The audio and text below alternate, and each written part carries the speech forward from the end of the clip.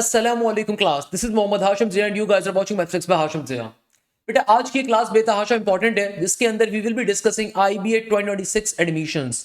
IBA के 2026 के अंदर आपने अगर टेस्ट को क्लियर करना है तो किस पैटर्न के ऊपर क्लियर करना है, आईबीए के टेस्ट के अंदर कितने क्वेश्चंस आते हैं, कितने सब्जेक्ट्स होते हैं, इसके अलावा आईबीए का टेस्ट का फॉर्म कैसे फिल करना है। वैसे आईबीए 2026 के एडमिशन के ऊपर एक डिटेल पॉलिसी के ऊपर मैं ऑलरेडी वीडियो डिजाइन कर चुका था, तो आज की इस वीडियो के अंदर हम लोग एडमिशन फॉर्म को फिल करना सीखेंगे। इसके अलावा टेस्ट के इंपॉर्टेंट बातें क्या होती हैं, टेस्ट से पहले आपने किन खास बातों का ख्याल रखना है, उस बात को डिस्कस करेंगे। आईबीए 2025 का कट ऑफ क्या था, पासिंग नंबर क्या थे, कट ऑफ का मतलब क्या होता है, इसको समझेंगे क्योंकि अगर आप आईबीए में अप्लाई कर रहे हैं आपको कट ऑफ के बारे में लाजमी तौर पे मालूमात होनी चाहिए। और इसके अलावा सबसे इंपॉर्टेंट चीज, भाई कल से हमारा बीबीए के लिए, इकोनॉमिक्स के लिए, अकाउंटिंग एंड फाइनेंस के लिए, बिजनेस एनालिटिक्स के लिए और सोशल साइंसेस के लिए और कंप्यूटर साइंसेस के लिए क्रैश कोर्स का आगाज हो रहा है, जहां पे एक महीने के अंदर आपकी कंप्लीट तैयारी हम कवर करवा रहे होंगे आईबीए के राउंड नंबर 1 से पहले, जो कि फरवरी के स्टार्ट के अंदर आपके पास एग्जिस्ट कर रहा है। तो उसके ऊपर भी डिस्कशन करेंगे। सबसे पहले before starting this particular video, आज की इस क्लास के अंदर आईबीए के सबसे पहले फॉर्म को फिल करना हम सीखेंगे और उसके ऊपर मूव। तो बेटा देखो, सबसे पहले आप आईबीए कराची की, जो कि पाकिस्तान का सबसे बड़ा इदारा है बिजनेस के अंदर, कंप्यूटर साइंस के अंदर, पाकिस्तान का बेहतरीन इदारों के अंदर शुमार होता है आईबीए। तो आपने सबसे पहले इसकी वेबसाइट को ओपन करना है। वेबसाइट को ओपन करेंगे, आपके पास अंडर ग्रेजुएट प्रोग्राम्स के आप सेक्शन के अंदर जाएंगे। आपके पास यहाँ पे सिंपल तरीके से एडमिशन स्केड्यूल अवेलेबल है। इसको हमने लास्ट वीडियो के अंदर आईबीए 2026 के जब एडमिशन अनाउंस हुए थे मैंने उस वक्त भी डिफाइन किया था। आपने सिंपल अप्लाई ऑनलाइन के सेक्शन पे जाना है। आप अप्लाई ऑनलाइन के सेक्शन के ऊपर जाएंगे, आपके पास इस तरीके से वेब पेज ओपन हो जाएगा। रिमेंबर दिस थिंग, खुदारा भी आपने आईडी पासवर्ड नहीं डालना, क्योंकि अगर आप फर्स्ट टाइम इस अकाउंट को बनाना चाह रहे हैं आप पहले जाओगे न्यू कैंडिडेट रजिस्ट्रेशन के ऊपर। कहाँ पे जाओगे? न्यू कैंडिडेट रजिस्ट्रेशन के ऊपर। तो आपके पास ये पेज ओपन हो जाएगा। तो भाई सबसे पहले अपना फर्स्ट नेम यहाँ पे रखोगे, फिर मिडिल नेम, लास्ट नेम। अच्छा, नॉर्मली दुनिया भर के अंदर एक असूल है, जैसे कि मेरा नाम अगर मोहम्मद हाशिम जिया है तो my first name should be Mohammad Hashim and my last name should be Zia. Remember this thing. अक्सर बच्चे ब्रेक करके लिख देते हैं, भाई आपने ब्रेक नहीं करना।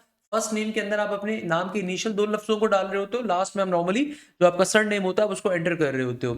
देन ईमेल के अंदर अपनी ईमेल एड्रेस आप डालोगे, फिर मोबाइल फोन नंबर जो भी आपका एग्जिस्ट कर रहा है, पाकिस्तान है, बारबाडोस है, एंडोरा है, जहां से भी आप अप्लाई कर रहे हो आप माशाल्लाह से उसको सेलेक्ट कर लोगे। उसके बाद फिर आप आगे जाओगे, आपकी नेशनलिटी क्या है, पाकिस्तानी है या कोई और है, तो फिर अपना सीएनआईसी नंबर डालेंगे। अच्छा, जिन बच्चों का सीएनआईसी नहीं बना हुआ तो आपके पास आपका बे फॉर्म होगा, तो जो बे फॉर्म नंबर होगा उसको यहाँ पे आपने एंटर करना है। देन आप कौन से प्रोग्राम्स के अंदर इंटरेस्टेड हो, खाली उसको यहाँ पे प्लॉट करोगे। बीबीए के अंदर हो, एंटरप्रेन्योरशिप के अंदर हो, कंप्यूटर साइंस के अंदर हो, इकोनॉमिक्स एंड फाइनेंस के अंदर, ये सिर्फ मार्केटिंग पर्पस के लिए है, तो इसका अभी फीस से कोई ताल्लुक नहीं है। अच्छा, फिर आप यहाँ पे एक अच्छा सा पासवर्ड रखोगे। नॉर्मली पासवर्ड जो भी आप लिखो कोशिश किया करें कि उसको अपनी किसी कॉपी के ऊपर उतार लें। इस तरीके से आपके पास कोई भी कॉपी शॉपी पड़ी हुई उस पर उतार लें। मैं जानता हूँ कि आप माशाल्लाह से बहुत इंटेलिजेंट होंगे, आपको हर चीज़ याद रहती होगी, मगर एक अच्छा बच्चा वो होता है जो फिर भी लिख ले, सही है ना, क्योंकि बाद में फिर आप फॉरवर्ड पासवर्ड करते रह जाते हो।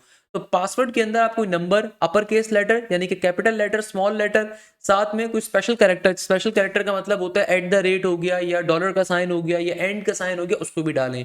जो पासवर्ड यहाँ पे रखो उसको कंफर्म पासवर्ड के ऊपर भी रखोगे, रजिस्टर हो जाओगे। मैं ये करके नहीं दिखा सकता क्योंकि भैया यूट्यूब मना करते हैं अपना पर्सनल डेटा शेयर करने से, तो I can not share my personal data, but मैंने आपको कंप्लीट एक एक स्टेप को गाइड कर रहा हूँ मैं, सही है। तो इस तरीके से आप रजिस्टर हो जाओगे। जब रजिस्टर हो जाओगे तो फिर वापस से आप इस पेज पे आओगे।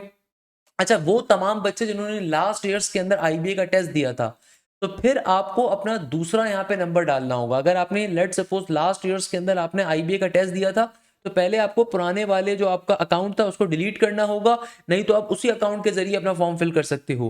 तो भाई आप दोबारा से फिर अकाउंट क्रिएट नहीं कर सकते अगर किसी बच्चे ने पहले आईबीए का टेस्ट दिया हुआ है, यानी कि लास्ट ईयर के अंदर। तो उसको यहाँ पे लिखा हुआ आ जाएगा कि भाई फोन नंबर इज टेकन या CNIC number is already taken, तो जहन में रखिएगा, या ईमेल इज ऑलरेडी टेकन। तो फिर आपने कोशिश करनी है जो पुराना वाला अकाउंट था या तो उसको डिलीट करें ओपन करके, नहीं तो फिर आप सिंपल तरीके से ये काम कर सकते हैं कि आप उसी अकाउंट के जरिए आप दोबारा फॉर्म को फिलअप कर दें। दोनों ऑप्शन अवेलेबल होंगे, सही है ना बेटा। खैर, जब आप रजिस्टर कर लेंगे उसके बाद अब आप यहाँ पर आएंगे, जो भी आपने सीएनआईसी नंबर है, आपका बेफॉर्म नंबर है, उसको डालेंगे और आपने जो पासवर्ड यहाँ पे सेलेक्ट किया था उसको डालेंगे। तो इस ऑप्शन को जल्दी से मैं कर देता हूँ। फिर जब आप इसको ओपन करेंगे तो ये आपके पास सिंपल तरीके से ये पेज आ जाएगा। अब जब मैंने देखो अपने लॉगिन के ऊपर क्लिक किया तो वेरिफिकेशन मांग रहा है कि भैया सिंपल तरीके से अपना ईमेल कोड जो आपने मोबाइल फ़ोन नंबर डाला है उसको डालो यहाँ पे, सही है ना? जो आपने ईमेल के ऊपर वेरिफिकेशन से दिया होगा, इसी तरीके से आपने जो ईमेल एड्रेस डाला था उसके ऊपर कोई कोड आया है, उसको वेरीफाई करने को कह रहा है। इसी तरीके से मोबाइल नंबर जो मैंने अपना डाला था उसके ऊपर ये मुझसे कह रहे हैं कि भाई उसको वेरीफाई करो। तो ऐसे तो बेटा जब आप इसको आप रजिस्ट्रेशन करके इसको आप ओपन करेंगे, वेरीफाई कर देंगे, तो आपके पास इस तरीके से पेज ओपन हो जाएगा। सबसे पहले आपने अपनी अटैच पिक्चर को प्रोफाइल पिक्चर लगानी है, तो मैं अच्छी सी अपनी कोई पिक्चर देख लेता हूँ भैया। खैर हमने एक पिक्चर अपनी लगा दी, सही है। देखते हैं एक्सेप्ट करता है नहीं करता। अगर मैक्सिमम साइज 2 MB का होना चाहिए, अगर आपकी कोई पिक्चर 2 MB से बड़ी है तो रिमेंबर दिस थिंग, फिर आप उसको क्या करोगे, उसका साइज रिड्यूस करोगे। साइज रिड्यूस करने का तरीकेकार ये होता है कि आप सिंपल तरीके से ऐसे देखो, जैसे इन्होंने मेरी वो कर दी, मेरी MBs बड़े होंगे ना, डिलीट कर दी इन्होंने पिक्चर। उसका मतलब क्या है, मुझे कोई छोटी पिक्चर लगानी होगी। मैं फनकारी करते हुए एक काम करता हूँ, मैं इस पिक्चर को लगा के चेक कर लेता हूँ भाई ये पिक्चर एक्सेप्ट कर रहे हैं। नहीं तो नेट के ऊपर बहुत सारी इन्होंने इसको भी कर दिया, सही है। तो मैं काम करता हूँ, कोई भी अपनी पिक्चर चेक कर लेते हैं भैया, फिर उसको डाल देते हैं, यही कर सकते हैं भैया। तो मैं यहाँ से अपना कोई पुराना डेटा चेक करते वो पिक्चर हम डाल देते हैं, ताकि हमारे लिए मसले मसाइल ही आसान हो जाएं। अल्लाह भला करे, कोई भी पिक्चर जो सामने आ जाए हम उसको डाल के चेक कर लेते हैं। क्योंकि मैक्सिमम साइज 2 MB का है, अगर आपको 2 MB से बड़ी पिक्चर आ रही है तो ऑब्वियसली वो डिलीट कर देंगे, तो फिर एक तरीका, हाँ देखो एक्सेप्ट कर ली, सही है ना? वो बाद में जब देखेंगे तो मुझे बातें कहेंगे, और फिलहाल के लिए एक्सेप्ट कर ली। तो अगर आपकी पिक्चर का साइज इंक्रीज हो तो आप सिंपल गूगल पे जाके लिखिएगा इमेज साइज रिड्यूसर, काफ़ी सारी वेबसाइट्स ओपन हो जाएंगी, वहां से आप डायरेक्टली साइज को रिड्यूस कर सकते हैं। खैर अब नीचे बढ़ते, अच्छा भाई, अब देखो सबसे पहले नंबर के ऊपर जब आप नीचे इस फॉर्म को थोड़ा नीचे करेंगे ना, तो आपके पास ये आ जाएगा कि भाई आप अपनी CNIC की इमेज डाल दें। तो आपके पास अगर आपका CNIC मौजूद नहीं है तो ये चीज़ जहन में रखिएगा, आपने बेफॉर्म की पिक्चर पे डालनी होगी। अगर आपके पास आपका CNIC मौजूद नहीं है तो फिर आप बेफॉर्म की पिक्चर डालेंगे, तो जो भी आपके पास पिक्चर आ रही है सिंपल तरीके से, अगर CNIC मौजूद नहीं है तो हम उसकी पिक्चर डाल देंगे बेफॉर्म की, ओके। इसी तरीके से देन आपका रिलीजन क्या है, मुस्लिम या नॉन मुस्लिम, तो सेलेक्ट करोगे। जो फ़ोन नंबर है वो लिखा जाएगा। अल्टरनेट फ़ोन नंबर क्या है उसको यहाँ पे डालेंगे, यानी कि कोई भी दूसरा फ़ोन नंबर। जो अल्टरनेट ईमेल है वो डालेंगे। अच्छा, ये 2 पॉइंट्स आपके कंपल्सरी नहीं है। जिन पॉइंट्स के ऊपर ये स्टेरिक बना हुआ है ना, इसका मतलब ये कि वो खाली कंपल्सरी सेक्शंस हैं, बाकी सेक्शंस आप पे कंपल्सरी नहीं है, ओके। डेट ऑफ बर्थ क्या है आपकी, आपने उसको सेलेक्ट करना है, तो जो भी आपकी डेट ऑफ बर्थ है आप फाइनली उसको सेलेक्ट कर लोगे। यहाँ से आप जाओ, आप एयर बैक साइड पे चले जाओ। तो लेट सपोज फॉर एग्जांपल मैं कह देता हूँ कि भाई मेरी डेट ऑफ बर्थ 2004 की दिसंबर की आ रही है। लेट सपोज मैंने कह दिया कि भाई 28 दिसंबर 2004 फॉर एग्जांपल, ओके। फिर यहाँ पे अपना हाउस नंबर यानी कि एड्रेस वगैरह डालोगे। अच्छा, तो यहाँ पे आप क्या करोगे, अपना हाउस नंबर और वो तमाम चीज़ों को डालोगे। अच्छा, गेट माय एड्रेस के ऑप्शन के ऊपर क्या होगा, तो आपका जो भी ये आपका जो वेब ब्राउजर है वो डायरेक्टली आपको ऑटोमेटिकली गूगल मैप के जरिए आपका जो करंट एड्रेस है जहाँ से आप बैठ के फॉर्म फिल कर रहे हो उसको सेलेक्ट कर लेगा, सही है ना? अच्छा, इसके अलावा is your current residential address different from the postal address, इसका मतलब ये होता है कि भाई कहाँ पे आपको कोई आपकी जो एडमिशन की ऑफर लेटर है, कोई चीज़ है, वो कहाँ भेजी जाए, उसको आप डालोगे। अगर तो आपका एक ही घर है तो भाई दोनों के अंदर सेम ऑप्शन ही आएगा, सही है। इसके अलावा आपके पास यहाँ पे आ जाएगा आप किस स्टेट से बिलोंग करते हो, किस प्रोविंस से बिलोंग करते हो, Azad Jammu Kashmir, Khyber Pakhtunkhwa, Islamabad capital territory, Gilgit Baltistan. City क्या आ रहा है आपका उसको लिखोगे यहाँ पे। फादर्स का फर्स्ट नेम क्या है, तो आपके फादर वालिद साहब का जो भी फर्स्ट नेम है आपने उसको यहाँ पे लिखना है। फादर का लास्ट नेम क्या है, फादर का CNIC नंबर क्या है। अच्छा, फादर का NTN नंबर क्या है, NTN नंबर कहा जाता है अगर आपके वालिद साहब पाकिस्तान को टैक्स देते हैं माशाल्लाह से, उनका जो NTN नंबर है उसको यहाँ पे डालोगे। मदर का फर्स्ट नेम क्या है, मदर का लास्ट नेम क्या है, मदर का CNIC क्या है, और मार्शल स्टेटस आपका क्या है, यानी कि भाई आप मैरिड हैं, सिंगल हैं, विडो हैं, विडोअर है, डिवोर्स हैं, सेपरेटेड हैं, do not want to disclose, उसको लिखोगे। इसके बाद फिर नेक्स्ट ऑप्शन के अंदर आपने जाके करना है कि भाई हैव यू स्टडीड और are you studying in the IBA। इसका मतलब ये होता है कि वो तमाम बच्चे जिनका IBA के अंदर अगर एडमिशन किसी बच्चे का अपनी पसंद की फील्ड में नहीं हुआ, वो 1 साल बाद दोबारा टेस्ट देना चाह रहा है, तो अगर तो वो IBA में पढ़ता है या कभी पढ़ चुका है तो येस पे टिक करेगा, अदरवाइज आप अगर फर्स्ट टाइम कर रहे हो तो नो पे करोगे।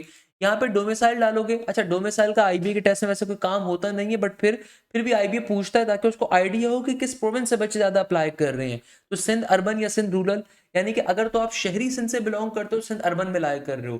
सिंध रूरल का मतलब होता है कि लेट सपोज कोई बच्चा थर पारकर से बिलोंग कर रहा है, कोई बच्चा सजावल के किसी गांव से बिलोंग कर रहा है, कोई बच्चा ठट्टा के किसी गांव से, तो उससे रूरल आ जाएगा। बाकी Punjab, Balochistan, Islamabad, FATA, Azad Jammu and Kashmir not applicable अगर आप पाकिस्तान से बाहर रहते हो। Do you have any special or unique personality that may require the special facilities for you to attend the program? Let's suppose if anyone is on the wheelchair, तो उसको yes पे टिक करेगा कि क्या है क्या नहीं and so on. अच्छा, declaration of not being affiliated with any banned organisation. अब there are lot of things के भाई बैंड ऑर्गेनाइजेशन कौन कौन सी होती हैं. तो आपको मालूम है कि आप किसी पॉलिटिकल या फिर किसी इस्लामिस्ट ग्रुप से या फिर किसी और ऐसे तंजीम से जो कि बैंड है दुनिया भर में, अगर आप उससे बिलोंग करते हो तो यस या नो पे आप उसको टिक करके प्रोवाइड करोगे, बताओगे. सही है ना. ये आपने चीज़ को फिलअप, तो मैंने वो डेटा फिल कर दिया. अच्छा, डेटा के अंदर आपने तरीके से सारी चीज़ों को फिलअप करना है. मैं चूंकि अपना डेटा आपको शो नहीं कर सकता, तो गलत भी अगर आप डेटा शो करें तो यूट्यूब वालों को चीज़ पसंद नहीं आती कि आप पर्सनल डेटा कहीं पे भी शेयर करें. नेक्स्ट ऑप्शन के अंदर आप जाओगे एडिशनल इन्फॉर्मेशन. आपने मेट्रिकुलेशन करी है, ओ लेवल्स करी है या फिर आपका जूनियर स्कूल जो भी था इक्विवेलेंट, उसको यहाँ पे डालोगे. तो आपकी सर्टिफिकेट डिग्री क्या है, मेट्रिकुलेशन है. अगर आपने मैट्रिक करी है या आपने अगर ओ लेवल्स करी तो उसको आप सेलेक्ट करोगे. उसको आपने किया, किस स्कूल से आपने मैट्रिक पास करी थी आप उसको लिखोगे. तो भाई लेट सपोज मैं कहता हूँ कि मैंने केपीएस से किया था या एपीएस से किया था, आप उसको यहाँ पे सेलेक्ट कर लोगे सिंपल तरीके से. इसी तरीके से आपके बोर्ड का नाम क्या था, उस बोर्ड के नाम को यहाँ पे सेलेक्ट करोगे. इंटरमीडिएट बोर्ड कराची था या आपका सखर बोर्ड था, लड़काना था, जो भी था. या अगर आपने आ खान बोर्ड से किया मेट्रिकुलेशन या फेडरल बोर्ड से करी, उसको लिखोगे. अच्छा, आपके स्कूल या कॉलेज का एड्रेस कहाँ पे था, आप सिंपल गूगल के ऊपर जाओ, अपने स्कूल का नाम लिखो, आपके पास एड्रेस लिखा हुआ आ जाएगा, एग्जैक्ट एड्रेस को कॉपी पेस्ट मार दीजिए. आपने किस ईयर के अंदर अपने मैट्रिक को पास किया है. मैट्रिक यानी कि आपका 9-10 आपने कब पास करी है. जो मैट्रिक आपने पास किया, अगर आप 2026 में अप्लाई कर रहे हैं तो 24 में आपने पास किया होगा, है ना भाई. 2024 के अंदर आपका मैट्रिक कंप्लीट हुआ होगा. जो एक नॉर्मल स्टूडेंट होगा, जो गैप ईयर वाला होगा, जाहिर सी बात है उसका 2023 में हुआ होगा, तो आपने 2024 सेलेक्ट कर लिया. आपका सीजीपीए क्या था, ग्रेड क्या था, ग्रेड आप सेलेक्ट करेंगे. ग्रेड आपका क्या था कि लेट सपोज आपने A1 ग्रेड लिया था, क्या लिया था, तो आप यहाँ पे लिखोगे A1. अगर आप 80+ नंबर लेकर आए थे, टोटल नंबर कितने थे आपके एग्जाम में, तो आपके पास आपकी एसएससी की मार्कशीट अवेलेबल होगी, उसमें 9-10 की कंबाइन आपके पास मार्क्स गिवन होंगे. तो आप देखो वहां पे लिखा होगा टोटल नंबर कितने थे, 1050 थे या 850 थे, जो भी टोटल नंबर थे, उसमें से आपने कितने हासिल करे ऑब्टेन नंबर के अंदर, आप उसको लिखेंगे. आपकी परसेंटेज क्या बनती है, खुद ब खुद कैलकुलेट वैसे तो हो जाएगा. जैसे कि लेट सपोज अगर मैं कहता हूँ कि टोटल नंबर थे 900, लेट सपोज उनमें से मैंने ऑब्टेन कितने करे, 830 करे, तो ये देखो खुद ब खुद परसेंटेज मेरी आ गई यहाँ पे. सही है. इसके अलावा डिसिप्लिन क्या था, चलो मैं यहाँ पे एक काम करता हूँ, मैं लिख देता हूँ यहाँ पे ESU, और यहाँ पे मैं अपनी तरफ से रैंडमली इसको फिल कर देता हूँ, अपनी तरफ से कोई भी चीज़ है ना. तो ये मैंने रैंडमली डाल दिया. ईयर ऑफ पासिंग क्या था, यहाँ पे ईयर ऑफ पासिंग के ऊपर मैंने कह दिया कि भाई 2024 के अंदर पास किया है. A1 ये पॉजिटिव ए. अच्छा, आप इसको A1 ही कहोगे, हम नॉर्मली मेट्रिकुलेशन में A1 कहते हैं क्योंकि. अच्छा, आप लोगों का डिसिप्लिन क्या था, engineering, commerce, medical, science, journals, others. तो ऑब्वियसली आप इंजीनियरिंग आप साइंस बैकग्राउंड के ऊपर हो, मेट्रिकुलेशन में साइंस होता है. मार्कशीट की आपने अपनी ट्रांसक्रिप्ट की कॉपी को अपलोड करना है. अच्छा, मैं एक गाइडेंस यहाँ पे देना चाहूँगा आप तमाम स्टूडेंट्स को जो यहाँ पे अप्लाई कर रहे हैं डिफरेंट यूनिवर्सिटीज़ के अंदर. आप चूंकि मल्टीपल यूनिवर्सिटीज में अप्लाई करते हैं तो अक्सर बच्चे मैं देखता हूँ वो जो PDF कन्वर्टर्स होते हैं ना, उससे PDFs बनाते हैं. ये गलत काम है. To be very honest, since मेरा अपना बैचलर्स NED से रहा, उससे पहले मैं IBA खुद ड्रॉप आउट रहा, फिर मेरा दुनिया की सबसे अच्छी यूनिवर्सिटी से अल्हम्दुलिल्लाह मेरा अपना मास्टर्स कंप्लीट करा. तो भाई मैं अक्सर बच्चों को एक मशवरा देता हूँ कि ज़िंदगी भर के लिए एक आसानी अपने लिए कर लो. आपके जितने एजुकेशनल डॉक्यूमेंट्स हैं, जो आपका PRC कल को आप बनाओगे, कल को फैमिली रेजिडेंशियल सर्टिफिकेट बनवाओगे, CNICs जितने आपके होते हैं, बेफॉर्म्स होते हैं, एक आपके इलाके में कोई दुकान होगी स्कैनर की, सही, उसके पास जाओ, स्कैन करवा के अपने ईमेल के ऊपर सेंड करवा दो, और फिर गूगल ड्राइव के ऊपर उनको नेम के साथ और अपने पर्टिकुलर डॉक्यूमेंट नेम के साथ सेव कर लो, ताकि कल को आप दुनिया भर की जितनी यूनिवर्सिटीज में अप्लाई कर रहे हो, ये ना हो आपके पास बहाना कि भाई अभी तो यार घर के किसी लैपटॉप में पड़ा हुआ है, या अभी वो PDF डिलीट हो गई, ये दोबारा बैठ के स्कैन करना पड़ेगा. ये इंतहाई नालायक बच्चा होता है. अगर वाकई में आप दुनिया में कुछ करना चाहते हो ना, तो भाई ये चीज़ें आपको खुद मालूम होनी चाहिए, ये कोई आपको गाइड नहीं करेगा. मैं अगर कभी किसी को दिखाऊं जिंदगी के अंदर, तो भाई एक एक डॉक्यूमेंट, इनफैक्ट जो आपके जितने आपके सर्टिफिकेट्स आपको मिले थे उन तक के स्कैन करवा लो. हद से मुश्किल से 2000-3000 का खर्चा आएगा, बट वो वन टाइम कॉस्ट है, वो जिंदगी भर काम आएगी. फिर जैसे जैसे आप अपने तालीमी मरहल पूरे करते जाओ, तो जो न्यू डॉक्यूमेंट्स, न्यू सर्टिफिकेशन आती जाए, फिर उनको करवाते जाइएगा. तो आपको जो मैट्रिक का सर्टिफिकेट हो, मैट्रिक का आपके पास एक एजुकेशनल आपको सर्टिफिकेट मिलता है, एक मार्कशीट होती है. इसी तरीके से आपने स्कूल लाइफ में जितने अंदर आपने अचीवमेंट हासिल करी थी, जो आपके मेडल्स की आपके सर्टिफिकेट्स थे, या आपकी एक्स्ट्रा करिकुलर सर्टिफिकेट्स थे, उन तक की स्कैन कॉपी अपने पास रखें. कल को स्पेसिफिकली जो A लेवल्स के बच्चे बैठे हुए हैं, भाई जो बच्चे बाहर जाते हैं ना आईवी लीग्स के अंदर, या जो बच्चे बाहर की यूनिवर्सिटी स्कॉलरशिप में अप्लाई करते हैं, तो वहां पे ये तमाम चीजें बड़ी मैटर करती हैं. तो अगर आप मोबाइल से बैठ के खींच रहे हो, तो हर दफा आप एप्लीकेशन फिल करते हुए खींच रहे होगे, उससे बेहतर मोबाइल अपने लैपटॉप के अंदर तो फोल्डर बना के रखें. साथ में जो आपकी गूगल ड्राइव है ना उसके ऊपर एक फोल्डर रखें। गूगल ड्राइव में 15 GB मिलते हैं, 15 GB आपके किसी के इस्तेमाल नहीं होते होंगे, क्या ही करते होंगे। हमारे तो चैनल इस्तेमाल होते हैं कि हमारे पास नंबर ऑफ लेक्चर्स अवेलेबल होते हैं, चीज़ें होती हैं, बट आपके तो नहीं हो रहे। तो वहाँ पे मुश्किल से ये 1 GB का डेटा होगा, उसको सेव रखें, ताकि जैसे ही किसी एप्लीकेशन पे अप्लाई करना हो आप विद इन सेकंड्स के ऊपर मोबाइल में बैठे बैठे कर दें, आपको सोचने की नीड ही ना पड़े। ये बड़ी इंपॉर्टेंट चीज़ होती है भाई। तो खैर यहाँ पे अपनी ट्रांसक्रिप्ट की पिक्चर डालेंगे, जो भी आपकी ट्रांसक्रिप्ट की पिक्चर आ रही है आपने उसको यहाँ पे प्लॉट कर देना है। अच्छा, इसके बाद वो फिर आपसे पूछ रहा है कि मेजर सब्जेक्ट जो आपके आ रहे थे उनके नंबर बताइए। मेजर सब्जेक्ट्स के अंदर उसने आपको इंग्लिश दिया हुआ है, उर्दू दिया हुआ है, इस्लामियात दिया हुआ है, पाकिस्तान स्टडीज दिया हुआ है, फिजिक्स। आप अपने हिसाब से जो अच्छे वाले सब्जेक्ट्स में टॉप के नंबर है ना उनको सेलेक्ट करिएगा। आपको पहले बता रहा हूँ, मेजर सब्जेक्ट्स यानी कि वो आपको चॉइस दे रहा है, अपनी मर्जी के कोई भी 3 सब्जेक्ट उठा लो। भाई लेट सपोज मैं कहता हूँ कि मेरे तो मैथ्स के अंदर 100/100 थे, भाई आपने पहले मैथ्स को पहले रख दिया। लेट सपोज कहाँ गया ये, चारों इंटर ये आ गया, सही है ना भैया। तो मैंने फिजिक्स के अंदर कहा कि भाई फिजिक्स के अंदर टोटल नंबर थे 100 के फॉर एग्जांपल। वैसे दोनों सालों के अंदर 200 नंबर बनेंगे, बट चलो मैंने फिजिक्स रख दिया। और मैंने इसमें से हासिल करे फिजिक्स में 99, मेरी परसेंटेज मैंने उसको रख दी। फिर मैथ्स के अंदर भाई मेरे मैट्रिक मैथ्स के अंदर वैसे 100/100 थे, मैंने यहाँ पे कर दिया 100/100, सही है ना। ओके, मैंने इसको कर दिया, ये मेरे पास आ गया। इसी तरीके से तीसरा सब्जेक्ट आपकी चॉइस है।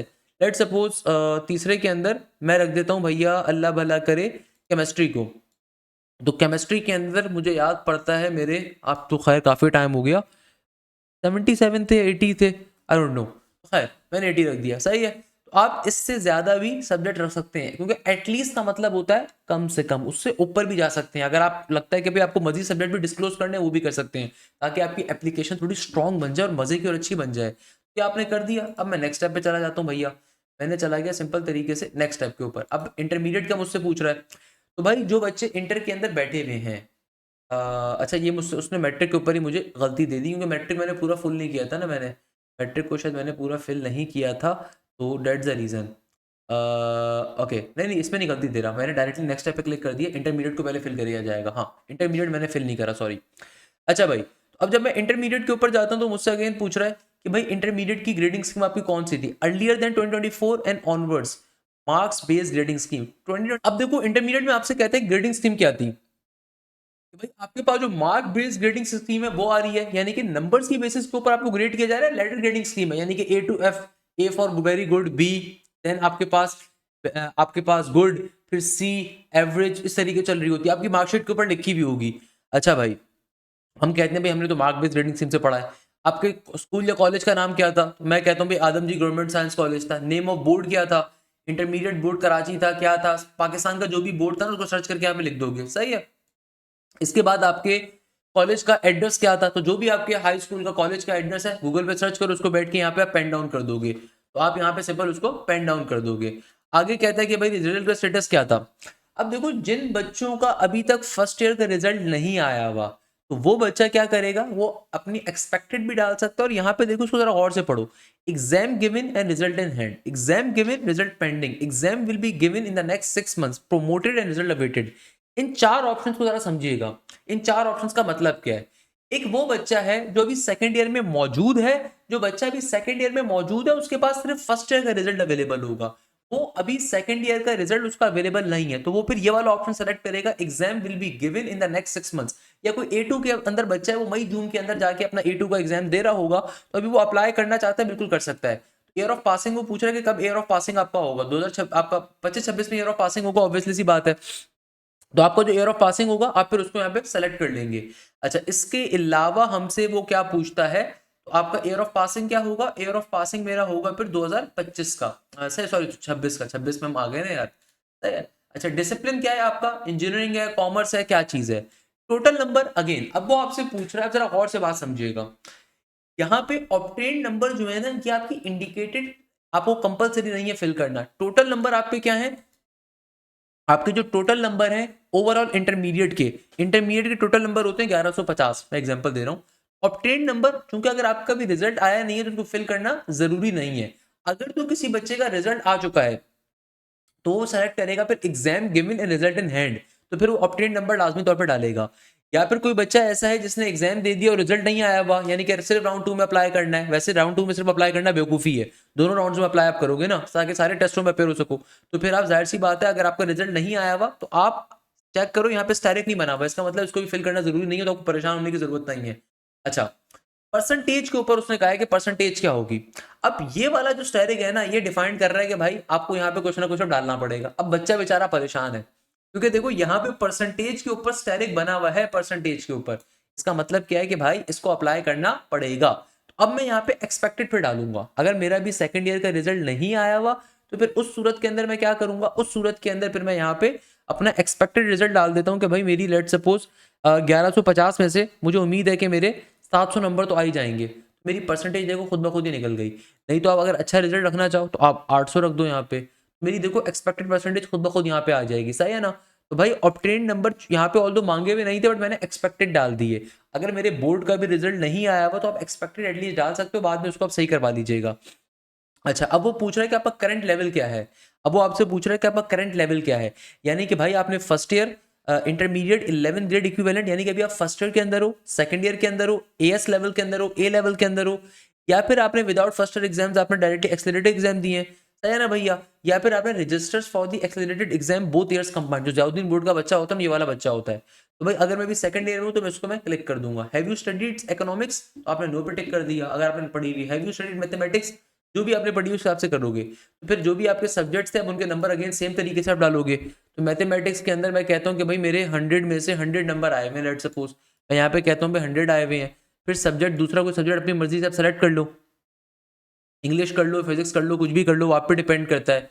100 में से मैं कहता हूँ कि भाई मेरे यहाँ पे 82 आए हैं, और तीसरे नंबर के ऊपर देन मेरे पास मैं कहता हूँ प्रिंसिपल ऑफ अकाउंटिंग्स।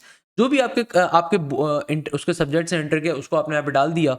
तो 100 में से, या जो भी आपके ए लेवल सब्जेक्ट्स आपने उनको यहाँ पे प्लेस कर दिया। सही है भाई, ये आपके पास हो गया। ये आपके पास क्या हो गया, यहाँ पे फाइनली मेरे पास ये आ गया। तो आपने इस तरीके से उसको फिल करते हुए जाना है प्रॉपर्ली तरीके से। अगर आपके इंटर का रिजल्ट नहीं आया हुआ तो आप एक्सपेक्टेड परसेंटेज यहाँ पे डाल सकते हो, उसमें परेशान होने की जरूरत नहीं है। तो यहाँ पे देखनी है कि भाई अगर किसी बच्चे की लेटर ग्रेडिंग स्कीम है अब मार्कशीट के अंदर, तो आप फिर इसको सेलेक्ट करोगे। जब इसको सेलेक्ट करोगे तो फिर यहाँ पे आपको आपको अपना ग्रेड डालना पड़ेगा, और जो भी आपकी सीजीपीए बनी होगी आपको वो डालना होगा। तो जहन में रखिएगा आपकी मार्कशीट में मौजूद होगा कि आपकी जो ग्रेडिंग सिस्टम है वो मार्क्स बेस्ड है, या फिर आपकी ग्रेडिंग सिस्टम आपका लेटर ग्रेडिंग सिस्टम है, या आपकी मार्कशीट पे इजीली गिवन होगा। अच्छा भाई, अब जब मैं आगे जा रहा हूँ ना तो उससे देखो यहाँ पे ये गलती कह रहा है कि भाई ये गलती कर दी, ये एरर को फिक्स करो। तो यहाँ पे अंडर ग्रेजुएट का कह रहा है। अब देखो मैं चूंकि अभी अंडर ग्रेजुएट में अप्लाई कर रहा हूँ ना, तो मैं नॉट एप्लीकेबल कर दूंगा। अगर आप आईबीए के मास्टर्स के एडमिशन में अप्लाई करें तो फिर आप अपने अंडर ग्रेजुएट का डेटा भी फिल करते। सही है। इसी तरीके से अगर मैं देखूं तो ग्रेजुएट एंड इक्विवेलेंट, अगर मैं आईबीए से पीएचडी में अप्लाई कर रहा हूं तो फिर मैं ग्रेजुएट या इक्विवेलेंट को फिलअप करता, बट ये मुझे करने की जरूरत नहीं है। सही है।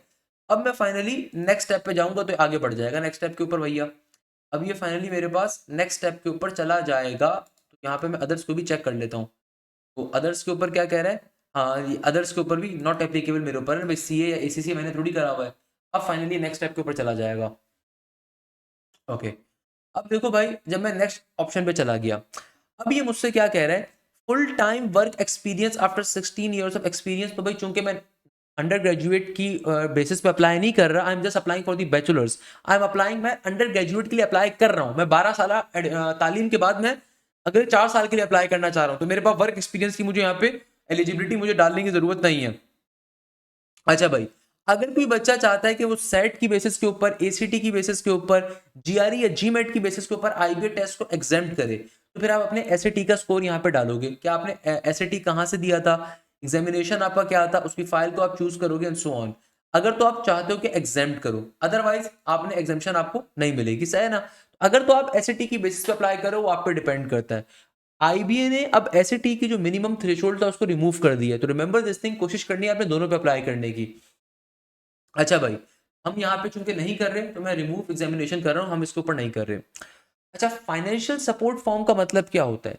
अगर कोई भी स्टूडेंट ऐसा है जो कि आईबीए की फीस को अफोर्ड नहीं कर सकते, क्योंकि इस वक्त जो आईबीए की पर सेमेस्टर फीस चल रही है 4.5 लाख की चल रही है, तो अगर कोई बच्चा आईबीए की फीस को अफोर्ड नहीं कर सकता, या फिर अगर कर भी सकते हैं तो फाइनेंशियल सपोर्ट फॉर्म लाजमी तौर पर फिलअप कर दें, आपके लिए फायदा है।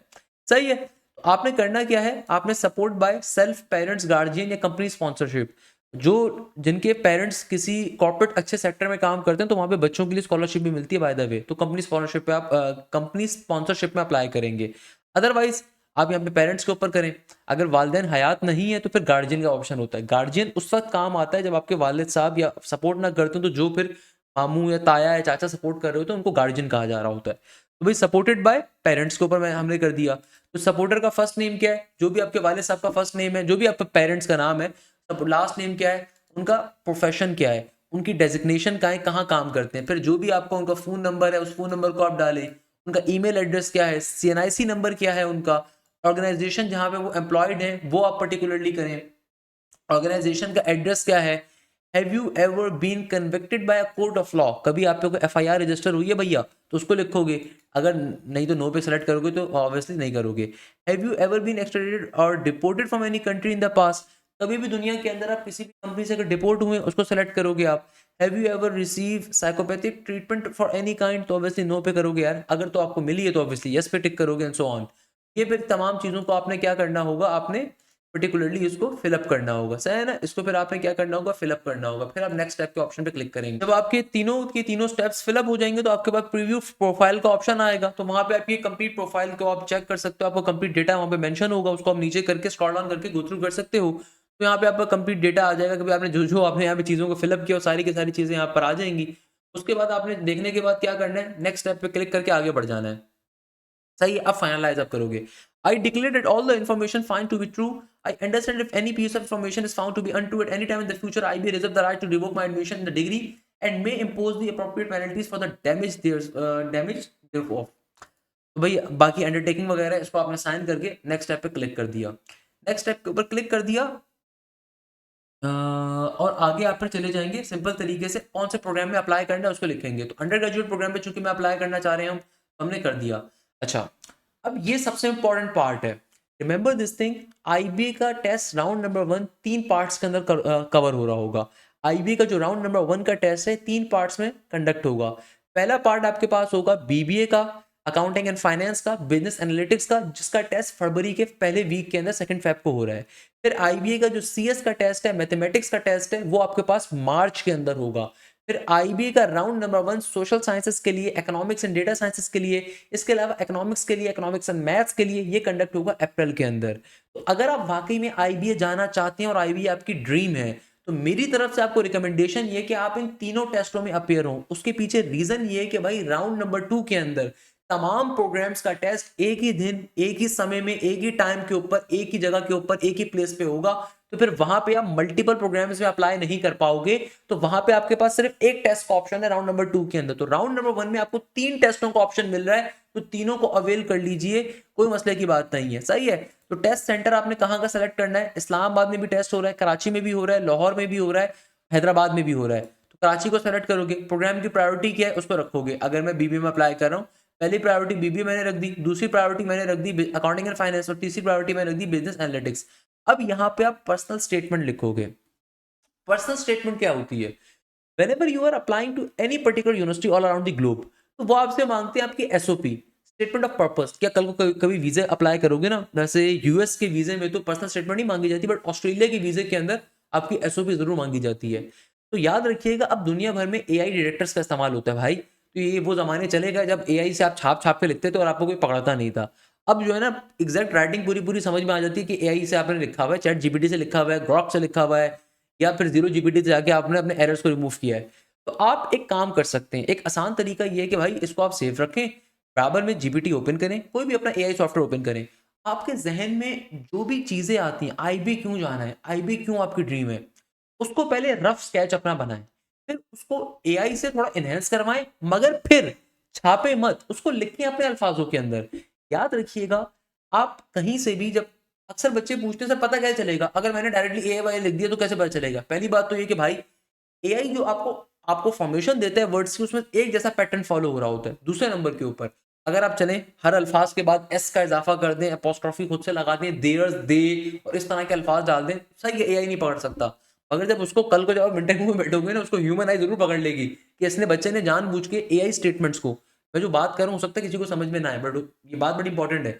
जब आप कोई स्टेटमेंट निकालते हैं ना एआई से, कोई पैराग्राफ, एक तरीका तो होता है कि भाई आपके पास ऐसे सॉफ्टवेयर मौजूद हैं आपके पास जो कि एआई पकड़ लेते हैं, जैसे कि बड़ा मशहूर एक जीरो जीपीटी है, but zero GPT is a very basic version. अगर आपने कभी टर्निटिंग का नाम सुना हो, दुनिया भर का सबसे बेहतरीन सॉफ्टवेयर है, दुनिया में जितने पेपर रिसर्च पेपर पब्लिश होते हैं उससे चेक किए जाते हैं। तो भाई उसके अलावा और बहुत सारे तरीके भी होते हैं। तो भाई वहां से एक तो पकड़ा जा सकता है, मगर लोग क्या करते हैं जब एआई से कुछ चीज लिखवाते हैं ना, उसके बाद वो हर सेंटेंस के अंदर एक आध अपनी मर्जी का ग्रामर में कोई लफ्ज डाल देते हैं, जिससे वो कोई भी सॉफ्टवेयर पकड़ ना सके। मगर वो ह्यूमन आई पकड़ सकती है भाई, जिस इंसान को इंग्लिश आती होगी वो पकड़ लेगा, वो नॉर्मल सी बात है। अच्छा, दूसरे नंबर के ऊपर जो डैश वैश होते हैं ना, वो अक्सर आप जीपीटी से कुछ चीज उठाओ तो लोग अक्सर वो भेजते हैं एज इट इज कैप्शन डाल देते हैं। उनको लगता है कि किसी को पता नहीं चलेगा। अगर आपके कैप्शन में डैश वैश आ रहे हो तो जीपीटी की निशानी होती है, वो डैश वगैरह बना के आपको देता है। ये सबसे बड़ी मशहूर निशानी है जीपीटी की। खैर, अच्छा, इसके अलावा आप, अगर आपने कोई स्टेटमेंट जीपीटी से लिखवाई भी है तो आप वहां से पढ़ के खुद उसको लिखें, ताकि आप अपने अल्फाजों में उसको जब लिखेंगे तो ऑब्वियसली वो बेहतर होगा।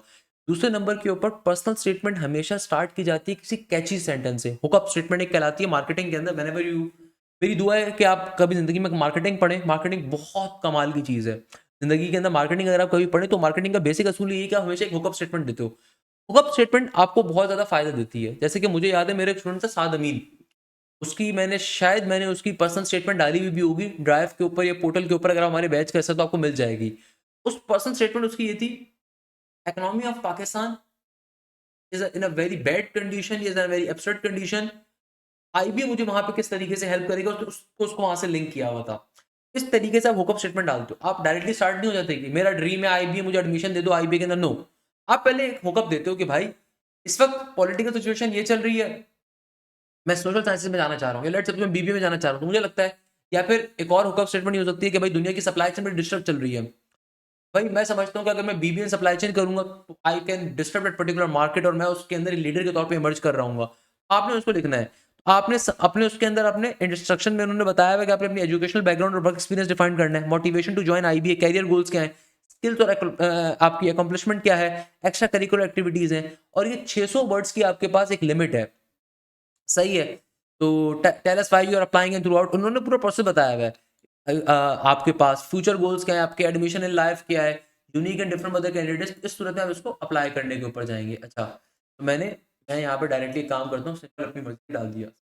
अब मैं अप्लाई करने के ऊपर मैं मूव कर रहा हूँ।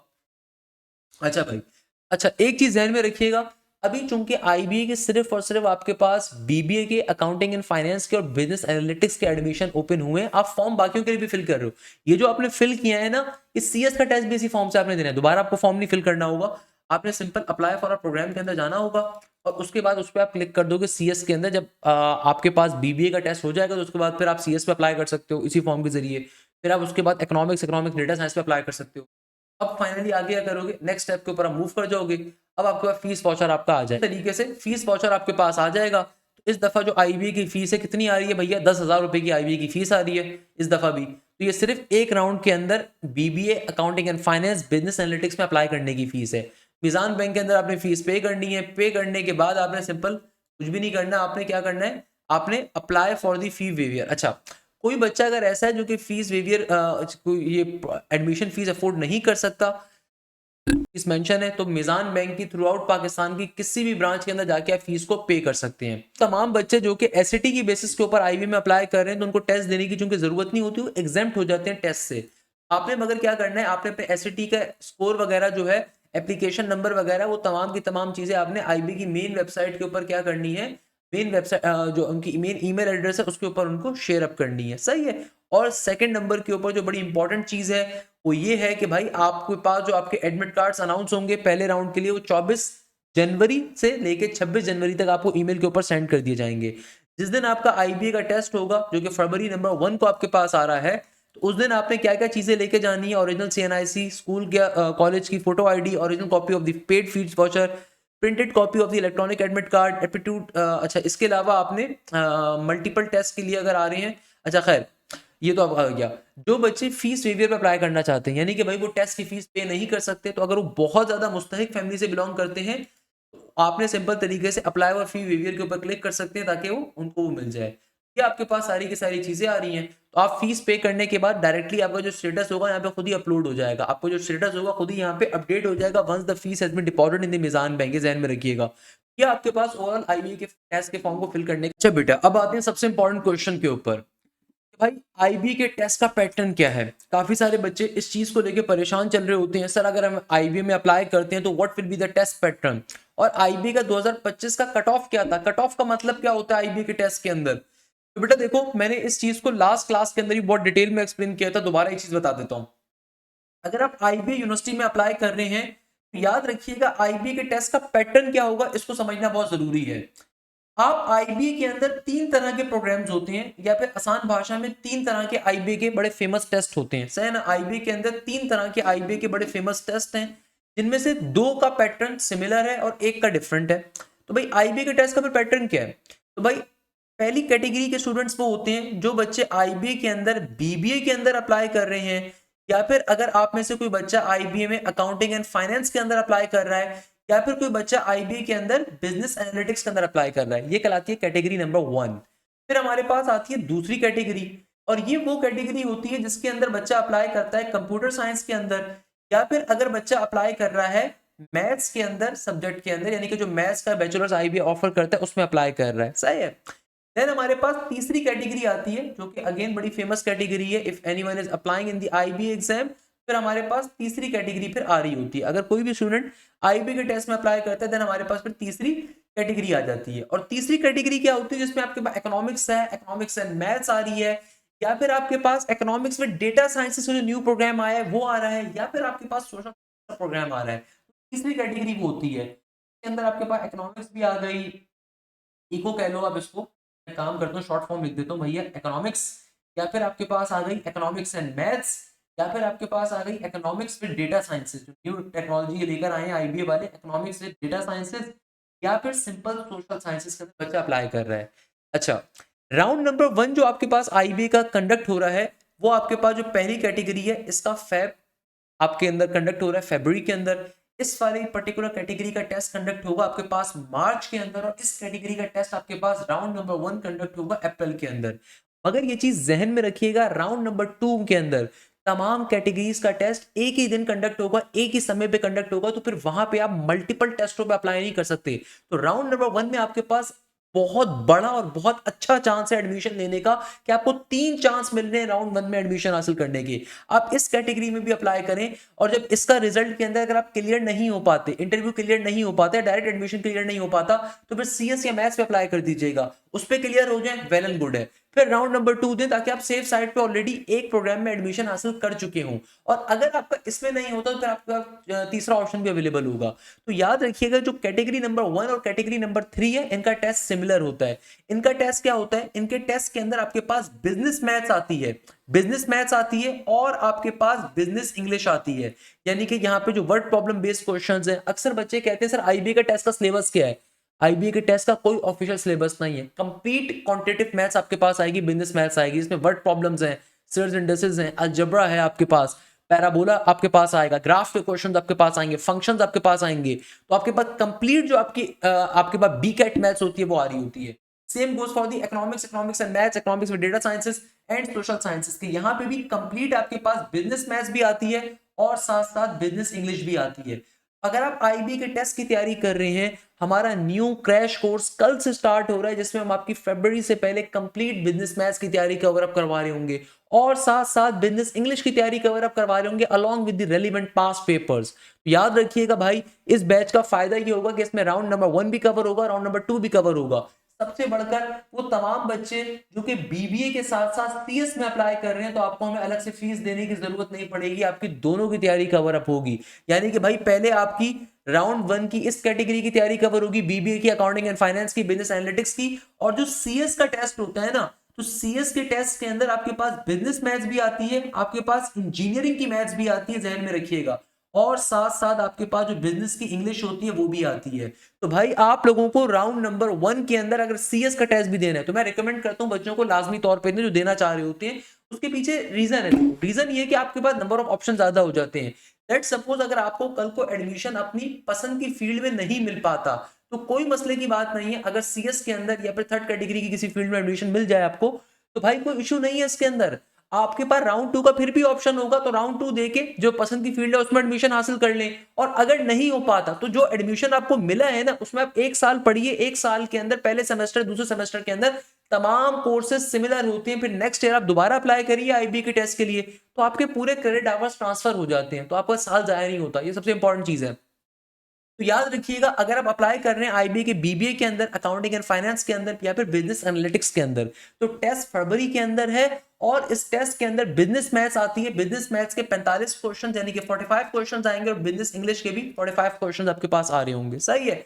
If you are applying for the computer science या फिर मैथमेटिक्स प्रोग्राम, तो वहां पे बिजनेस मैथ्स भी होगी और इंजीनियरिंग की एडवांस लेवल मैथ्स भी होगी, जिसमें डेरिवेटिव, इंटीग्रेशन, लिमिट्स वगैरह के कॉन्सेप्ट भी होंगे।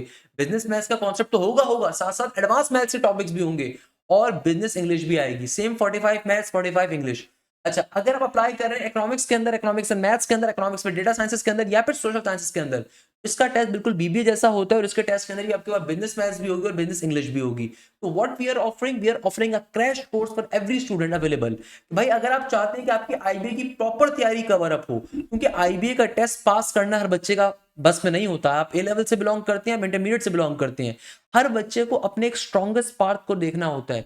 भाई मैथ्स या इंग्लिश में से कुछ बच्चों की मैथ्स स्ट्रांग होती है, कुछ बच्चों की इंग्लिश स्ट्रांग होती है। तो ये जहन में रखिएगा, आईबी के टेस्ट को एस करना इसलिए सबसे ज्यादा डिफिकल्ट है क्योंकि कोई सेट पैटर्न नहीं है, कोई सेट आपके पास सिलेबस नहीं है। कंप्लीट बिजनेस मैथ्स आएगी आपके पेपर के अंदर अगर आप बिजनेस प्रोग्राम्स में अप्लाई कर रहे हैं। अगर आप सीएस में अप्लाई कर रहे हैं तो business maths plus engineering maths पूरी आ रही होगी। तो आप लोगों के लिए फैसिलिटी हम लोग क्या लेकर आए हैं कि भाई 5 जनवरी से यानी कि कल के दिन से आईबीए का एक क्रैश प्रोग्राम हम स्टार्ट कर रहे हैं, जिसमें आपकी कंप्लीट बिजनेस मैथ्स आप लोगों की बीबीए के टेस्ट से पहले पूरी कवर होगी। हमारे एक बहुत बेहतरीन फैकल्टी मेंबर जिन्होंने आप लोगों को बिजनेस मैथ्स पूरी की पूरी कवर अप करवाएंगे।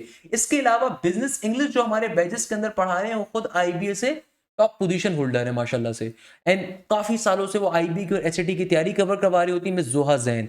आपको बैचेस के अंदर सबसे खास बात क्या मिलती है? भाई बैचेस के अंदर आपको सबसे खास बात ये मिलती है जो आपको किसी और इदारे में नहीं मिल रही होगी। उसके पीछे रीजन क्या होता है कि सबसे पहले नंबर के ऊपर आपकी लाइव क्लासेस कंप्लीट वीक के ऊपर होंगी, क्योंकि फरवरी के अंदर आईबीए का राउंड नंबर 1 का बिजनेस का टेस्ट है। भाई सैटरडे संडे क्लासेस के ऊपर आपका क्रैश कोर्स कवर नहीं हो सकता, पहले बता रहा हूं। ये जहन में रखिएगा, एक महीना ये बहुत पढ़ने वाला है। तो भाई लाइव क्लासेस के ऊपर आपकी डेली बेसिस पे क्लासेस आपको मिल रही होंगी इंशाल्लाह ताला, और इसके अंदर आपको हर सब्जेक्ट के ना सिर्फ मल्टीपल टीचर्स मिलेंगे, बल्कि दूसरा सबसे बड़ा फायदा जो आपको मिलेगा वो ये होगा कि हमारी जो भी लाइव क्लासेस होती है स्मार्ट बोर्ड पे कंडक्ट हो रही होंगी। तीसरे नंबर के ऊपर आपको ये लाइव क्लासेस हमारी ऐप के जरिए, हमारे एलएमएस पोर्टल के जरिए सिर्फ ज्वाइन कर सकते हो। सही है। जो भी लाइव क्लास कंडक्ट होगी उसकी आपको रिकॉर्डिंग भी मिलेगी। इसके अलावा सबसे इंपॉर्टेंट फीचर ये है कि भाई आपको हमारे प्रीवियस बैचेस की कंप्लीट कोर्स की रिकॉर्डिंग भी मिल जाएगी। यानी कि अगर आप लेट सपोज कोई टॉपिक खुद से पहले कवर करना चाहते हो तो आपके पास प्रीवियस ईयर्स की बैचेस की रिकॉर्डिंग भी अवेलेबल होगी।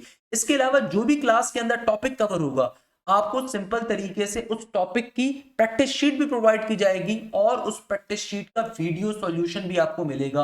ये सबसे इंपॉर्टेंट फीचर आपको मिल रहा होगा कि भाई आपको प्रैक्टिस जोन के अंदर जो भी टॉपिक कवर करवाया जा रहा है उसका प्रैक्टिस मटेरियल भी मिलेगा और उस प्रैक्टिस मटेरियल का वीडियो सॉल्यूशन भी मिल रहा होगा।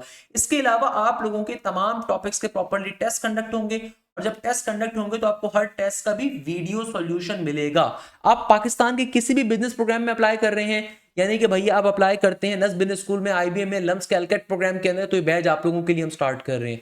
इस बैच का दूसरा सबसे बड़ा फायदा ये होगा कि भाई आईबी के राउंड नंबर 1 के अंदर आपकी कैटेगरी 1 जो कंप्लीट है उसकी तैयारी भी पूरी होगी। इसमें बीबीए, अकाउंटिंग एंड फाइनेंस या बिजनेस एनालिटिक्स आ रहा है, और साथ साथ जो बच्चे सोशल साइंसेज में अप्लाई करते हैं, इकोनॉमिक्स में अप्लाई करते हैं, आपकी उसकी तैयारी भी कवर अप होगी। इसके अलावा आप लोगों की राउंड नंबर 2 से पहले भी मल्टीपल टाइम्स कोर्स कवर होगा, तो राउंड नंबर 2 के लिए भी आपका course multiple time cover up होगा। इसके अलावा मिस जोहा के बारे में मुझे बताने की जरूरत नहीं है, she is one of the very experience English professor, जो कि आपको आईबी के तमाम पास्ट पेपर्स क्लासेस के अंदर बहुत डिटेल में सॉल्व करवा रही होती हैं और आपको तमाम चीजें बड़ी मजे से सॉल्व करवाती हैं और कवर अप करवा रही होती हैं। तो आपको फायदा मिलेगा। तो इंशाअल्लाह कल से हमारी क्रैश के ऊपर ये आईबी की तैयारी स्टार्ट हो रही है बिजनेस प्रोग्राम्स के लिए, और जो बच्चे चाहते हैं कि सीएस प्लस बिजनेस में एडमिशन करवाएं तो वो भी इंटरेस्टेड हो सकते हैं, क्योंकि भैया आपको फिर सीएस के लिए अलग से फीस नहीं देनी होगी। आपको कंप्यूटर साइंस प्लस बीबीए दोनों की आपको क्लासेस मिल रही होंगी, तो आपको अलग से सीएस के लिए फीस नहीं देनी होगी, आपको उसकी तैयारी भी मिल रही होगी। अच्छा, एक चीज यहाँ पे सबसे बड़ी इंपॉर्टेंट है, वो तमाम स्टूडेंट जो आईबी के अंदर अप्लाई करते हैं, please remember this thing, if you are applying in the IBA, तो आईबी के अंदर आपको अप्लाई करते हुए एक चीज का सबसे ज्यादा ख्याल रखना होता है। आप बार बार एक जुमला सुनोगे, आईबीए के पासिंग नंबर नहीं होते, आईबीए में कट ऑफ मैटर करता है। कट ऑफ का बुनियादी मतलब पासिंग नंबर ही होता है। मैं आपको ये चीज बहुत दफा एक्सप्लेन कर चुका हूं अपने इस लेक्चर्स के तवज्जुद से, दोबारा एक्सप्लेन कर देता हूं ये देखो आईबी के अंदर आप किसी भी प्रोग्राम में जब अप्लाई करते हैं ना, तो जैसे 3 कैटेगरीज आपके पास आ रही हैं। हर कैटेगरी के अंदर टेस्ट के अंदर सिर्फ 2 सब्जेक्ट्स होते हैं, एक मैथ्स होता है और एक आपके पास इंग्लिश होता है। तो भाई आपके जो पासिंग नंबर होते हैं आपको वो ना सिर्फ इंडिविजुअल सब्जेक्ट में लेने होते हैं, बल्कि एक टोटल पासिंग नंबर होते हैं जो कि हर राउंड में चेंज होते हैं। रिमेंबर दिस थिंग, ये पासिंग नंबर आईबी खुद डिसाइड करता है, आप डिसाइड नहीं करते, ये कोई फिक्स नहीं होते। अगर टेस्ट बहुत इजी आएगा तो पासिंग नंबर इंक्रीज कर देगा आईबी, अगर टेस्ट बहुत डिफिकल्ट आएगा तो आईबी पासिंग नंबर्स को कम रखेगा। इसको कहा जाता है कट ऑफ। तो इस कट ऑफ का मतलब क्या होता है, मैं आपको इसकी एग्जांपल देता हूं। देखो भाई, अगर आप आईबी में अप्लाई कर रहे हैं तो मैथ्स के आपके पास होते हैं 45 क्वेश्चन, 45 क्वेश्चन, इंग्लिश के भी होते हैं 45 क्वेश्चन। आईबी के अंदर जो एक क्वेश्चन होता है उसकी मार्किंग होती है 4 नंबर्स की। आईबी के अंदर जो एक क्वेश्चन होता है उसकी मार्किंग होती है 4 नंबर्स की, यानी कि एक क्वेश्चन सही करने पे आपको 4 नंबर मिलते हैं और एक क्वेश्चन गलत करने पे 0 मिलते हैं, क्योंकि आईबी में कोई नेगेटिव मार्किंग अब नहीं होती। दूसरी चीज, आईबी में कैलकुलेटर भी अलाउ नहीं होता, रिमेंबर दिस थिंग। तो आपको मैथ्स तमाम की तमाम ट्रिक्स के ऊपर आनी चाहिए। तो अगर आप सिंपल तरीके से ये गौर से देखें कि भाई 45 को अगर आप 4 से मल्टीप्लाई करें तो 45 इंटू 4 क्या बन जाएगा, 180 के बराबर। यानी कि मैथ्स का टोटल नंबर क्या है, ये टोटल स्कोर है 180 का। सिमिलरली अगर आप इंग्लिश के अंदर भी 45 क्वेश्चंस आते हैं, 45 को 4 से मल्टीप्लाई करें तो ये भी 180 बन जाएगा टोटल स्कोर। तो भाई मैथ्स का जो सिंपल टोटल नंबर है 180 है, इंग्लिश टोटल नंबर 180 है, और दोनों को अगर आप कंबाइन करें तो दोनों का कंबाइन कितना बनेगा, दोनों का कंबाइन ये बनेगा 180 180 तकरीबन 360 के बराबर बन जाएगा, ये बन जाएगा 360 के बराबर। तो ये टोटल आपके पास स्कोर आ रहा है आईबी के टेस्ट का, ये टोटल आपके पास क्या आ रहा है, आईबी के टेस्ट का स्कोर आ रहा है। तो रिमेंबर दिस थिंग, दो बातें भी समझ लीजिए कि भाई अगर आप आईबी के टेस्ट के अंदर अप्लाई कर रहे हैं तो आईबी के टेस्ट में जब आप अप्लाई करते हैं तो आपके पास 2 सब्जेक्ट्स होते हैं। आप किसी भी कैटेगरी में अप्लाई करें, चाहे आप कैटेगरी नंबर 1 जिसमें बीबी अकाउंटिंग एंड फाइनेंस, या फिर आपके पास बिजनेस एनालिटिक्स आ रहा है, या फिर दूसरी कैटेगरी जिसमें आपके पास सीएस और मैथमेटिक्स आ रहा है, या तीसरी कैटेगरी जिसके अंदर आपके पास social sciences, economics with data science, economics with maths, या फिर इकोनॉमिक्स आ रहा है। तो आपके टेस्ट में आएंगे 2 सब्जेक्ट्स ही, मैथ्स और इंग्लिश। मैथ्स के अपने 45 क्वेश्चन होंगे, इंग्लिश के अपने 45 क्वेश्चन होंगे। एक क्वेश्चन आईबी में कैरी करता है 4 नंबर, तो मैथ्स के टोटल नंबर कितने बन गए, 180। इंग्लिश के अंदर भी क्योंकि 45 क्वेश्चन है, एक क्वेश्चन कैरी कर रहा है 4 नंबर, इंग्लिश के अंदर भी आपके टोटल नंबर कितने बन गए, 180। और टोटल मैथ्स और इंग्लिश का अगर टोटल सम करें 360 बनता है। अब कट ऑफ का मतलब क्या है, आईबीए हर साल डिसाइड करता है कि भाई इस राउंड के उनके पासिंग नंबर क्या होंगे। मैं आपको एग्जांपल दे रहा हूं, अगर मैं आपको एक बड़े मजे की बात बताऊं तो हमारे पास इस साल आईबीए के अंदर क्या हुआ, इस साल आईबीए के 2025 के अगर मैं राउंड नंबर 1 की बात करूं तो आईबीए 2025 का ये मैं आपको ऑफिशियल डेटा शेयर अप कर रहा हूं कि भाई आईबीए 2025 के अंदर, आईबीए 2025 के अंदर जो आपके पास मैथ्स का पोर्शन था और इंग्लिश का पोर्शन था फॉर दी बीबीए, मैथ्स के अंदर और आपके पास इंग्लिश के अंदर बीबीए के प्रोग्राम के अंदर मैथ्स का इन्होंने कट ऑफ अपना रखा था 76 का, और इंग्लिश का कट ऑफ भी इन्होंने रखा था 76 का, जबकि टोटल कट ऑफ सेट किया था आईबीए ने तकरीबन 228 का डायरेक्ट एडमिशन के लिए। अच्छा एक चीज यहां पे और बड़ी इंपॉर्टेंट है, जब कोई भी बच्चा आईबीए का टेस्ट देता है ना, तो आईबीए के टेस्ट के अंदर एक बड़ा मशहूर जुमला आप सुनोगे, डायरेक्ट एडमिशन या फिर इंटरव्यू बेस्ड एडमिशन। अब देखो कुछ बच्चे ऐसे होते हैं जो कि एडमिशन टेस्ट तो बहुत अच्छे नंबरों से क्लियर कर लेते हैं, तो जाहिर सी बात है उनको डायरेक्ट एडमिशन मिलता है, उनको कोई इंटरव्यू देना नहीं पड़ता, उनको डायरेक्ट आईबीए तमगा देता है कि भैया ये तुम्हारा ऑफर लेटर है, जब हमारा एडमिशन अब की फॉर्मेलिटीज अनाउंस होंगी तो आप फीस वगैरह पे कर दीजिएगा। और फिर कुछ बच्चे ऐसे होते हैं जो कि कट ऑफ क्लियर तो कर लेते हैं टोटल, मगर वो इतना ज्यादा कट ऑफ क्लियर नहीं कर पाते, तो भैया फिर वो इंटरव्यू के ऊपर जाते हैं। तो फिर पहले उनको इंटरव्यू देना पड़ता है, अगर वो इंटरव्यू क्लियर करेंगे तो उनको उनकी पसंद की फील्ड मिल सकेगी, और इंटरव्यू में कम नंबर लिए तो सेकंड प्रायोरिटी या थर्ड प्रायोरिटी मिल रही होती है। अच्छा अब कट ऑफ वाली चीज को पहले समझो कि देखो आईबी का अगर टेस्ट क्लियर करना है ना, तो आपको इंडिविजुअल सब्जेक्ट से कट ऑफ भी क्लियर करने हैं और टोटल कट ऑफ भी क्लियर करना है। मैं आपको इसकी एग्जांपल देता हूं। भाई आईबीए का लेट सपोज 2026 का जो टेस्ट है वो बहुत डिफिकल्ट आ गया, या चलो बहुत आसान आ गया, बहुत ही आसान आ गया। आईबीए ने कहा कि भाई उनका मैथ्स का कट ऑफ है 92 नंबर का, यानी कि 180 में से 92 नंबर मैथ्स में लेना जरूरी है, और इंग्लिश का कट ऑफ आ गया 96 का, इंग्लिश का पेपर आपके पास बहुत ज्यादा इजी आ गया। तो आईबीए ने कहा कि भाई आपने 180 में से 96 तो लेने ही लेने हैं, और टोटल कट ऑफ जो आईबीए ने डिसाइड किया ना, फॉर एग्जांपल 220 का करा, मैं एग्जांपल दे रहा हूं जरा बात समझिएगा। अब इसका मतलब क्या है, इसका मतलब ये है अब देखो कुछ बच्चे क्या करते हैं, कुछ बच्चों को ये बात समझ में नहीं आती। भाई आईबीए ने अपने मैथ्स का कट ऑफ अलग डिसाइड करेगा, इंग्लिश का अलग करेगा और टोटल कट ऑफ अलग करेगा। इसका मतलब ये कि आपको ना सिर्फ इंडिविजुअल सब्जेक्ट में पासिंग नंबर लेकर आने बल्कि टोटल भी पासिंग नंबर लेकर आने। अब कुछ बच्चे क्या होंगे, उन्होंने मैथ्स में 92 एग्जैक्ट स्कोर किया, अब उनका मैथ्स का कट ऑफ तो क्लियर हो गया, और लेट सपोज उन्होंने इंग्लिश के अंदर एग्जैक्टली 96 स्कोर करे तो उनका इंग्लिश का कट ऑफ भी क्लियर हो गया। मगर जब आप 92 को 96 के अंदर ऐड करते हो तो क्या बनेगा, 6 और 2 8, 9 और 9 18, तो ये बन गया 188। तो 188 के ऊपर उनका टोटल कट ऑफ फेल हो गया, तो उनको आईबीए में एडमिशन नहीं मिला क्योंकि उनका टेस्ट पास नहीं हो सका।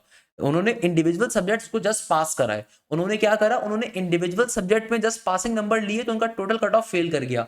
तो आपको एटलीस्ट इंडिविजुअल सब्जेक्ट में मैक्सिमम लेने होते हैं ताकि आपका टोटल कट ऑफ मीट कर जाए। और इसको समझने का बहुत आसान तरीका पता है क्या है, ऊपर वाले ने, आपका भगवान है, आपका अल्लाह है, आपको कुदरत दी हुई है, आपका कोई एक सब्जेक्ट लाजमी तौर पर स्ट्रांग होगा, तो जो स्ट्रॉन्गेस्ट सब्जेक्ट है ना उसमें अच्छे नंबर इतने लेकर आ जाओ कि दूसरा सब्जेक्ट में अगर आप वीक भी हो ना तो उसमें आप पासिंग प्लस नंबर लेकर हो तो उसको आप ओवरऑल निकाल लोगे।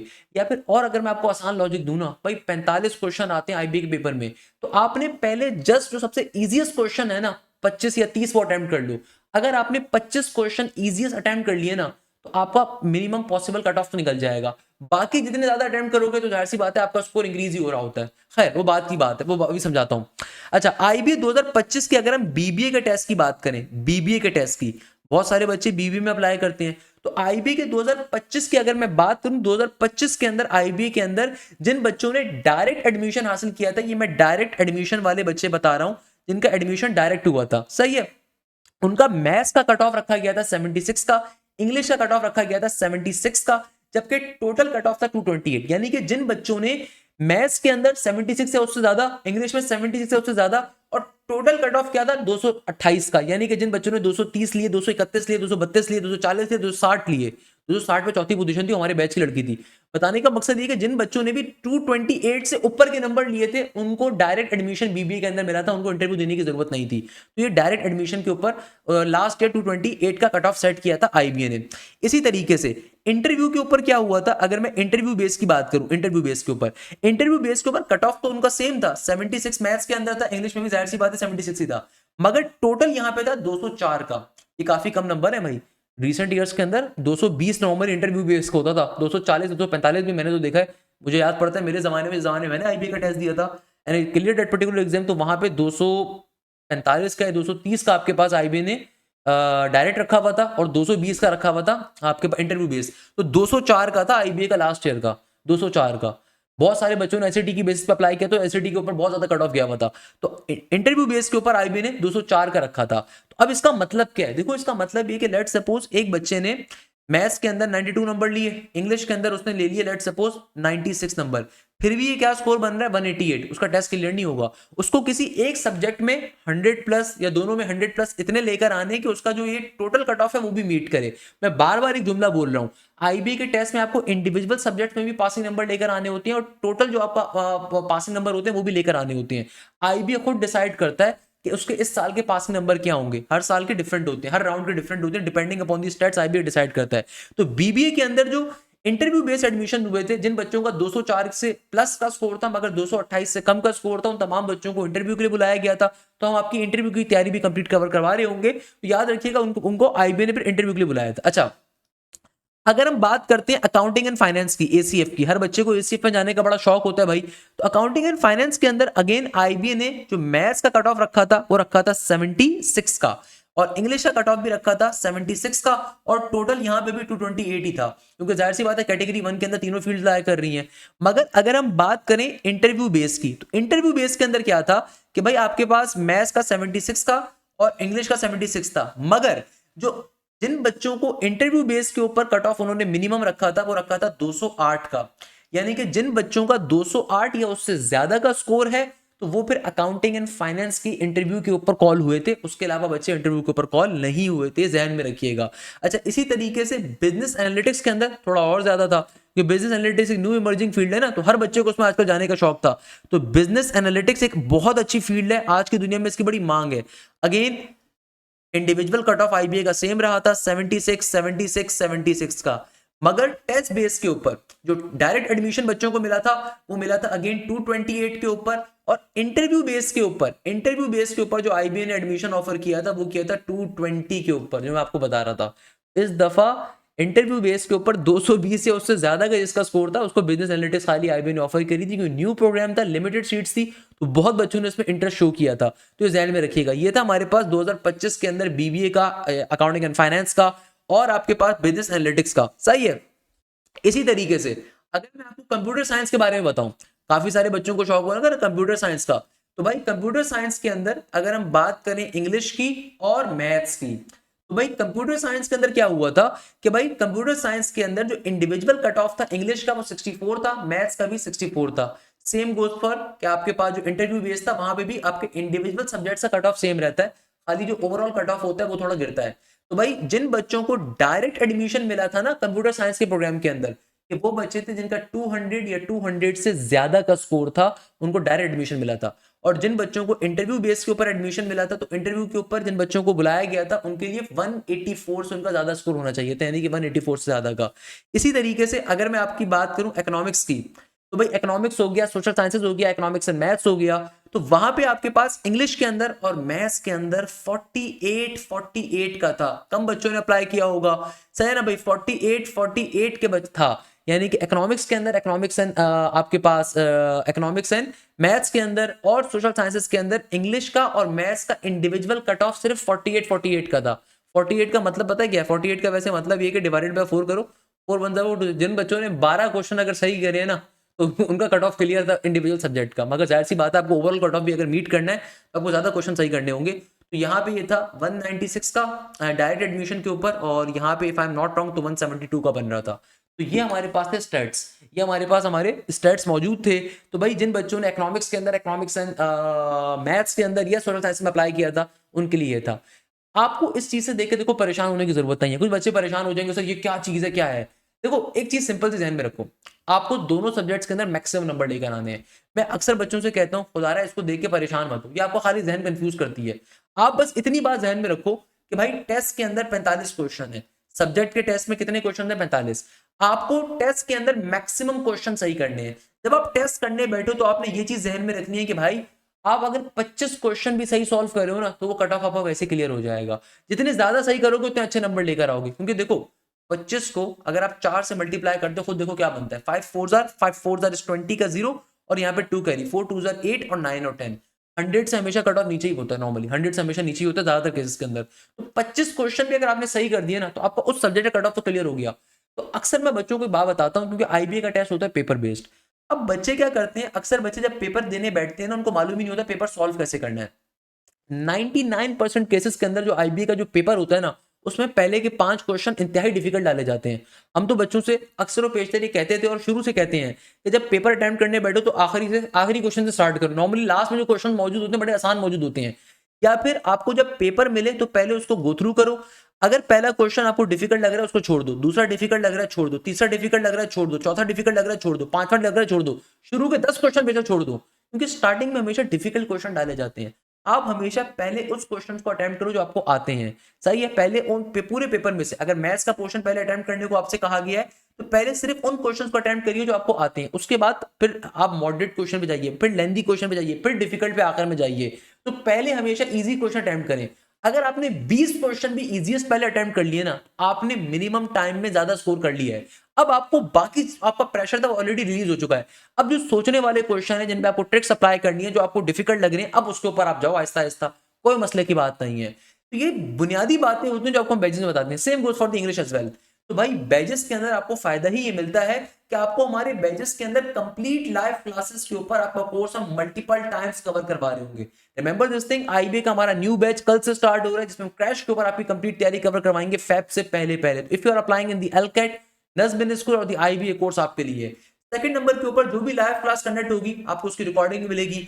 थर्ड नंबर के ऊपर रिमेंबर दिस थिंग, आपको जो भी लाइव क्लास में टॉपिक पढ़ाया जाएगा ना सिर्फ आपको उसका प्रैक्टिस मटेरियल मिलेगा बल्कि साथ साथ आपको उसका वीडियो सॉल्यूशन भी प्रोवाइडेड होगा। चौथे नंबर के ऊपर आपके प्रॉपर्ली टेस्ट कंडक्ट होंगे और आपको उन टेस्टों का भी वीडियो सोल्यूशन मिल रहा होगा। पांचवें नंबर के ऊपर आपके आईबी के टेस्ट से पहले और जितनी बिजनेस यूनिवर्सिटी में अप्लाई करेंगे उन सबकी तैयारी कवर होगी और उन सबके एफएलपीस कंडक्ट होंगे, आपको एकेडमिक काउंसलर का एक्सेस मिल रहा होगा। तो ये तमाम फीचर्स आपको हमारे बैचेस के अंदर मिलते हैं, इसलिए आपने हमारे बैच को ज्वाइन करना है। तो उम्मीद करता हूं कि आपको वीडियो समझ में आई होगी, अच्छी लगी होगी। इंशाअल्लाह ताला ज़बरदस्त आपसे आईबी के बैच में मुलाकात होगी। जज़ाकल्लाहु खैर, thank you so much. Hashim दिया साइनिंग ऑफ। इस बैच में वैसे आपकी आईबी राउंड 1 की तैयारी भी होगी, राउंड